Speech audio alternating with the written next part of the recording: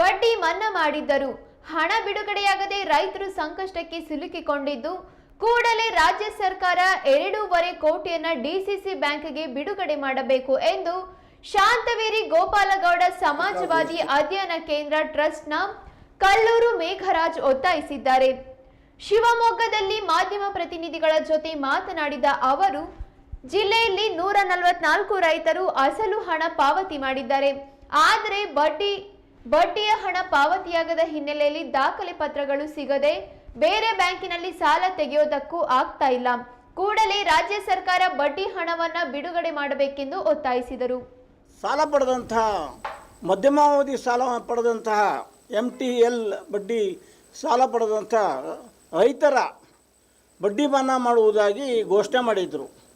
ಆ ಪ್ರಕಾರ ಶಿವಮೊಗ್ಗ ಜಿಲ್ಲೆಯಲ್ಲಿ 144 ಫಲಾನುಭವಿಗಳಿಗೆ ಒಟ್ಟು 252 ಕೋಟಿ ರೂಪಾಯಿ ರಾಜ್ಯ ಸರ್ಕಾರ ಬಿಡುಗಡೆ ಮಾಡಬೇಕಾಗಿದೆ DCC ಬ್ಯಾಂಕ್ಗಳಿಗೆ. DCC ಬ್ಯಾಂಕಿಗೆ ಹಣ ಬಿಡುಗಡೆ ಆದರೆ ಈ ರೈತರು ಅಡಮಾನ ಇಟ್ಟಿರ್ತಕ್ಕಂತಹ ಎಲ್ಲ ದಾಖಲೆಗಳನ್ನು ಭೂ ದಾಖಲೆಗಳನ್ನು DCC ಬ್ಯಾಂಕ್ನವರು ರೈತರಿಗೆ ಕೊಡ್ತಾರೆ.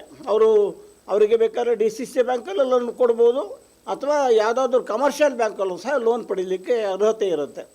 ಆದರೆ ರಾಜ್ಯ ಸರ್ಕಾರ ಈ ಬಡ್ಡಿ ಮನ್ನಾ ಯೋಜನೆಯ ಹಣವನ್ನು MTL ಬಡ್ಡಿ ಮನ್ನಾ ಯೋಜನೆಯ ಹಣವನ್ನು ಬಿಡುಗಡೆ ಮಾಡದೇ ಇರೋದರಿಂದ ಇಂತಹ ರೈತರಿಗೆ ಭಾಳ ತೊಂದರೆ ಆಗಿದೆ. ಇವತ್ತು ಮುಂದಿನ ಕೃಷಿಗಾಗಿ ಸಾಲ ಮಾಡಲಿಕ್ಕೆ ಇವ್ರಿಗೆ ಸಾಧ್ಯ ಆಗ್ತಾಯಿಲ್ಲ.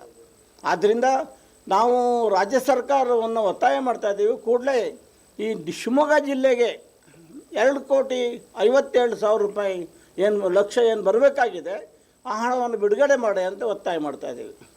ಇದು ರಾಜ್ಯದಲ್ಲಿ ಬೇರೆ ಬೇರೆ ಜಿಲ್ಲೆಗಳಲ್ಲಿ ಒಟ್ಟು ಸಾವಿರಾರು ಕೋಟಿ ರೂಪಾಯಿ DCC ಬ್ಯಾಂಕಿಗೆ ಸರ್ಕಾರಗಳು ಕೊಡಬೇಕು. ನಾನು ಅದ್ರ ಬಗ್ಗೆ ಮಾತಾಡೋದಿಲ್ಲ. ನಮ್ಮ ಜಿಲ್ಲೆಗೆ ಬರಬೇಕಾದಂಥ 2,52,00,000 ರೂಪಾಯಿಗಳನ್ನು ಕೂಡಲೇ ಬಿಡುಗಡೆ ಮಾಡಬೇಕು ಅಂತ ಒತ್ತಾಯ ಮಾಡ್ತಾಯಿದ್ದೀವಿ. ಈ ಬಗ್ಗೆ ಶಿವಮೊಗ್ಗ ಉಸ್ತುವಾರಿ ಸಚಿವರು ಮಧು ಬಂಗಾರಪ್ಪನವರು ಈ ಬಗ್ಗೆ ಗಮನ ಹರಿಸಿ ಮುಖ್ಯಮಂತ್ರಿಗಳು, ಉಪಮುಖ್ಯಮಂತ್ರಿಗಳು ಮತ್ತು ಸಹಕಾರ ಸಚಿವರನ್ನು ಸಂಪರ್ಕ ಮಾಡಿ ಈ ಹಣವನ್ನು 2,52,00,000 ರೂಪಾಯಿ ಹಣವನ್ನು ಬಿಡುಗಡೆ ಮಾಡಿಸ್ಲಿಕ್ಕೆ ಪ್ರಯತ್ನ ಪಡಬೇಕು ಅಂಥೇಳಿ ನಾವು ಅವರಿಗೆ ಒತ್ತಾಯ ಮಾಡ್ತಾಯಿದ್ದೀವಿ. ಜೊತೆಯಲ್ಲೇ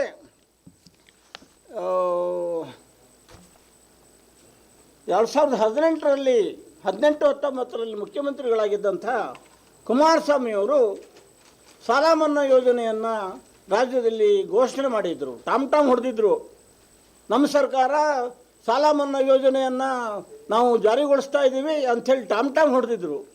ಆದರೆ ಶಿವಮೊಗ್ಗ ಜಿಲ್ಲೆಗೆ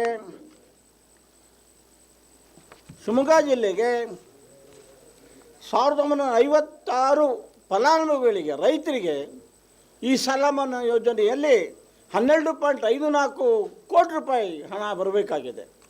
2018ರಿಂದ ಇಲ್ಲಿವರೆಗೂ ಸಾಲ ಮನ್ನಾ ಯೋಜನೆಯ ಫಲಾನುಭವಿಗಳಿಗೆ ಸರ್ಕಾರ ಬಿಡುಗಡೆ ಮಾಡಿಲ್ಲ ಹಣವನ್ನು. ಕುಮಾರಸ್ವಾಮಿಯವರು ಬಿಡುಗಡೆ ಮಾಡೋದಿರಲಿ, ಈಗ ರೈತರ ಬಗ್ಗೆ ಮೊಸಳೆ ಕಣ್ಣೀರಿಡ್ತಕ್ಕಂಥ ಯಡಿಯೂರಪ್ಪನವ್ರ ಸರ್ಕಾರ 2019ರಲ್ಲಿ